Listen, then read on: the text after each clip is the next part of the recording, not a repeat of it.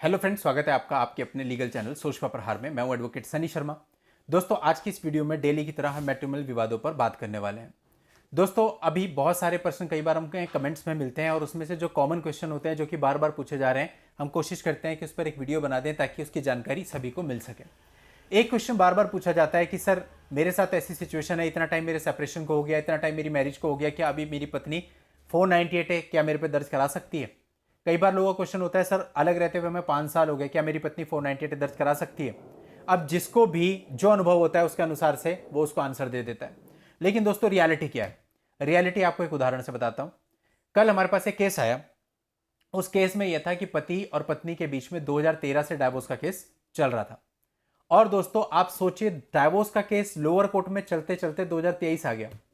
अब जाकर के वो केस जजमेंट पे लगाए। यानी कि जो लोग सोचते हैं ना कि डाइवोर्स डाल दूं फटाफट, उनके लिए सीख है बहुत बड़ी। अब डाइवोर्स डाल तो देंगे, लेकिन प्रक्रिया को कैसे फास्ट करेंगे? 10 साल लग गए बंदे को लोअर कोर्ट में, और लोअर कोर्ट का जजमेंट अगर नेगेटिव आया है, दूसरी पार्टी ने उसको चैलेंज कर दिया अपर कोर्ट में, फिर वहां पे कितने साल लगेंगे वो सोचो। तो क्या कुछ मिल रहा है? तो आप सोचिए कि पूरी लाइफ इसमें जा रही है। यानी वो व्यक्ति जब 30 साल का होगा, 40 साल का हो गया, अब तक तो उसका डाइवोर्स ही फाइनल नहीं हुआ। और पत्नी ने, सबसे बड़ी बात है, अब तक कोई भी केस फाइल नहीं करे।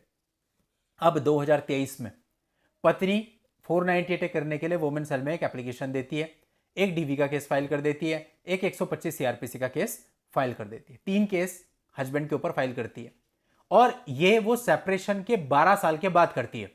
अब आप सोचिए, 10 साल तो डाइवोर्स ही चलते हुए हो गए, उससे 2 साल पहले से सेपरेट थी, टोटल 12 साल हो गए अलग रहते हुए, और जाकर एक कंप्लेंट देती है और पुलिस इसको एंटरटेन कर रही है और लड़के को बुला रही है वुमेन सेल में। डीवी का केस ऑलरेडी फाइल हो चुका है, 125 सीआरपीसी ऑलरेडी फाइल हो चुका है। अब जो भी है, इन केसेज का कॉन्सिक्वेंस तो शायद कुछ भी ना हो, क्योंकि 12 साल से अलग रह रहे हैं। लेकिन दोस्तों, एक हैरेसमेंट तो उस बंदे की हो ही जाएगी। अब जो भी है, अगर उसको क्वैश कराना होगा, हाईकोर्ट में जाना पड़ेगा, पैसा भी लगेगा और सारी प्रक्रिया से उसको गुजरना पड़ेगा। तो ये क्या है? जब सेटल्ड लॉ ये है कि 3 साल के बाद इंसिडेंट के क्रिमिनल केस दर्ज नहीं हो सकता, तो मत करो ना, सीधी बात है। और ये तो मैट्रिमोनियल विवाद है, साफ दिख रहा है आपको कि 12 साल से अलग है। इवन उसने अपनी एप्लीकेशन में मेंशन किया इस चीज को कि इतना टाइम हो गया अलग रहते हुए। उसके बावजूद पुलिस उसके एप्लीकेशन को पकड़ रही है, उस पर काउंसलिंग करवा रही है, एफआईआर के लिए प्रोसीड कर रही है। How stupid it is! ये तो प्राइमा फेसी रिजेक्ट होनी चाहिए। और ये सब उसने तब किया जब उसका डाइवोर्स का केस फाइनल जजमेंट पे लगा हुआ है। आने वाली कुछ ही तारीखों में उसमें फाइनल जजमेंट होने वाला है। तो क्या ऐसा करना चाहिए? मतलब 10 साल से बेचारा डाइवोर्स लड़ रहा था, आज जब डाइवोर्स से बाहर आने लगा तो पत्नी ने स्ट्रेटेजिकली ये 3 चीजें करा दी, ले बेटा अब इसमें फंसा रहे। ये रियलिटी है दोस्तों। अब रियलिटी बहुत लोगों को बुरी लगती है। कई बार अगर मैं किसी रियलिटी पे वीडियो बनाता हूं ना, मेंटेनेंस पे या एरियर ऑफ मेंटेनेंस पे, तो लोग लिखने जाते हैं आप तो वुमेन के फेवर में बात कर रहे हो। अरे बात नहीं, पूरा सिस्टम वुमेन के फेवर में चल रहा है भाई। अब या तो फिर झूठ बोलना शुरू कर दें, वो अपने से होता नहीं। बहुत सारे केस मेरे हाथ से इसलिए निकल जाते हैं क्योंकि मैं क्लाइंट को सच बोल देता हूं। फॉर एग्जाम्पल, उसने मुझसे पूछा, साहब ये मेरा केस है 498 कितने साल चलेगा? मैंने कहा कम से कम 7-8 साल चलेगा। बंदे ने कहीं और मालूम करा, कहीं और से जानकारी, उन्होंने कहा अरे ऐसे खत्म करा देंगे इसे, आने तो दो तुम चार्जशीट। बंदा वहां चला गया, उससे केस कराने लग गया। जब केस चला तो 8-10 साल चला। ये कार्य मैं नहीं कर सकता दोस्तों। एक झूठी कमिटमेंट करूं और फिर काम करना शुरू कर दूं, बाद में आपको पता चला कि जो उन्होंने कहा था वो तो गलत था।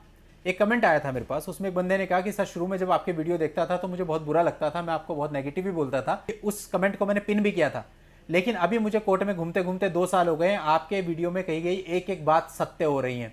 वही हो रहा है जो आपने कहा था, हैरेसमेंट हो रहा है बहुत हद तक।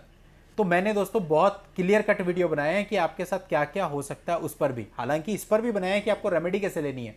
लेकिन दोस्तों, सच्चाई को नकार करके फायदा नहीं है, सच्चाई का सामना करके फायदा है। अब ये चीज हो रही है तो हो रही है। अब अगर मैं इस पर डायरेक्ट वीडियो बना दूं ना कि 12 साल के बाद भी जो है पत्नी दर्ज करा सकती है केस, तो कोई नहीं मानेगा, नेगेटिव कमेंट्स आने लग जाएंगे सबके। अरे सर, आपको पता नहीं है क्या, लॉ है 3 साल के? अरे भाई, मेरे को सब पता है, लेकिन आप ये देखो ना कि जो चीज हो रही है सो हो रही है ना, उससे लोगों को अवगत होने दीजिए कि ऐसा भी चल रहा है, ताकि वो किसी गलत फहमी में अपने केस को ना लड़े। सो दोस्तों, सिचुएशन आपके सामने है पूरी। 498 डीवी 125 कभी भी लड़की आती है, उठा करके डाल देती है, और हमारा सिस्टम ऐसा है कि उस केस को चलाता है। इवन एक केस के अंतर्गत क्या हुआ, पत्नी ने एक चाइल्ड कस्टडी का केस डाला विदाउट जुरिडिक्शन, और दोस्तों वो केस चल रहा है वहां पे पिछले कई डेटों से, और लड़के को यानी कि पति को बाउंड किया जा रहा है कि भाई इसमें डब्ल्यूएस फाइल करो। उस बंदे ने कोर्ट को बताया, सर इसकी जुरिडिक्शन यहाँ नहीं है, बच्चे रहते हैं दूसरी जगह पर, वहां इसकी जुरिडिक्शन होगी, यहां नहीं होगी, ये केस यहां नहीं सुना जा सकता। कोर्ट सुनने को तैयार नहीं। कोर्ट कह रहा है डब्ल्यूएस फाइल करो, और इवन लड़की ने एक एप्लीकेशन दी कि बच्चों को भी यहां प्रोड्यूस करो, जबकि बच्चे भी दूसरी सिटी में रह करके अपनी स्टडी कर रहे हैं और कोर्ट उस पर भी विचार कर रहा है। और कोर्ट कह रहा है बहुत टाइम हो गया, तुम अपना WS क्यों नहीं फाइल कर रहे हो। अब आप सोचिए, विदाउट जुरिडिक्शन आप केस चला रहे हैं। क्या जो वहां चेयर पे मजिस्ट्रेट बैठा है उसे सेक्शन 9 सब क्लॉज 1 के बारे में नहीं पता, गार्जियनशिप और वार्ड एक्ट के, और पता है तो फिर वो उस केस को क्यों चला रहा है। उसमें बिल्कुल क्लियर कट है कि जुरिडिक्शन वो होगी जहां पे बच्चे निवास करते हैं। किस आधार पे आप इस केस को चला रहे हो? जब उस बंदे ने एक एप्लीकेशन दे दी कि ये मेंटेनेबल नहीं है, कानून ये कहता है, या तो आप उसका पहले डिस्पोजल कर दो, आप कह दो कानून ये नहीं कहता, आप उसकी एप्लीकेशन रिजेक्ट कर दो, हम हाई कोर्ट में जाएंगे। ना आप रिजेक्ट कर रहे हो, एक गलत जुरिडिक्शन के केस को अपनी कोर्ट में चलाए जा रहे हो और हस्बैंड को बोल रहे हो कि अपने 2 नाबालिग बच्चे को लेकर के इतना दूर से यहां कोर्ट में प्रेजेंट हो, उनकी स्टडी खराब होगी, उनको कोर्ट के माहौल में आना पड़ेगा, और वो क्यों WS फाइल करे। अब दोस्तों इस बात के लिए ना आपको कोर्ट से लड़ना पड़ता है। वो लड़ाई अगर आपने नहीं करी तो फिर तो वो ये मनमर्जी के खेल होते हैं। 1 साल लगभग उस केस को चलते हो गया। किस बिहाफ पे चल रहा है मुझे बता दो। जब प्राइमा फेसिया पता है कि जुरिडिक्शन गलत है, बच्चे वहां निवास नहीं कर रहे हैं, वो उसको बात को लिख के ला रही है कि बच्चे वहां निवास कर रहे हैं, तो आप यहां कैसे एंटरटेन कर रहे हो उसको। फाइनली जब कोर्ट सुन नहीं रहा था तो मुझे कहना पड़ा उनको कि भैया ठीक है, आप हाई कोर्ट में जाइए डायरेक्शन के लिए। हाई कोर्ट डायरेक्शन देगा लोअर कोर्ट को, फिर लोअर कोर्ट उसको जो है दूसरी जगह पे फाइल करने के लिए आदेशित करेगा। मतलब आप सोचिए कितना स्टूपिड सिस्टम है। एक सीधी सी चीज को नहीं किया जा रहा है, उस सीधी सी चीज को करने के लिए आदमी हाई कोर्ट जाएगा, अपने हजारों रुपए फूकेगा, महीनों का टाइम वेस्ट करेगा, उसके बाद डायरेक्शन आएगी, तब वो जो है फाइल सही जुरिडिक्शन में ट्रांसफर होगी।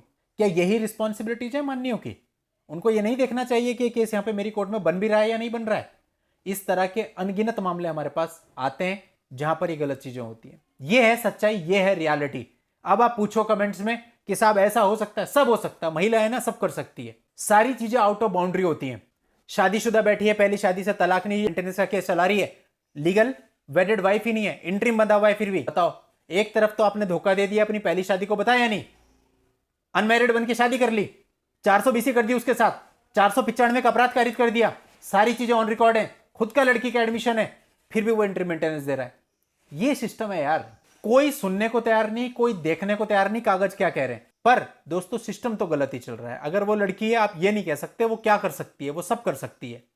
हालांकि बाद में वो रिजेक्ट हो जाए, कुछ भी हो जाए, लेकिन उसके लिए आपको कहां कहां धक्के खा के आने पड़ेंगे उसका कुछ नहीं कहा जा सकता। और कितना पैसा आपका लग जाएगा उसका कुछ नहीं कहा जा सकता। कितना टाइम आपका लग जाएगा उसका कुछ नहीं कहा जा सकता। इवन अगर कोई हमसे कह दे कि साहब इस केस में कितना टाइम लगेगा, तो हमारे लिए वो एक जोक होता है, क्योंकि हमें पता है क्या कह सकते हो यार, कितना टाइम लगेगा, कुछ भी नहीं कह सकते। फॉर एग्जाम्पल इसी वीडियो में मैंने आपको बताया कि 10 साल से बंदे का केस लोअर कोर्ट में ही चल रहा है, तो आप अंदाजा लगा सकते हैं। तो दोस्तों ये वीडियो मैंने ये समझाने के लिए आपको बनाई कि एक्चुअल में वर्तमान परिस्थितियों में चीजें कैसे चल रही हैं, और आपको सच्चाई को लेते हुए आगे बढ़ना है। यानी कि गलत फहमी में अपने केस नहीं लड़ने, उससे और ज्यादा नुकसान होता है।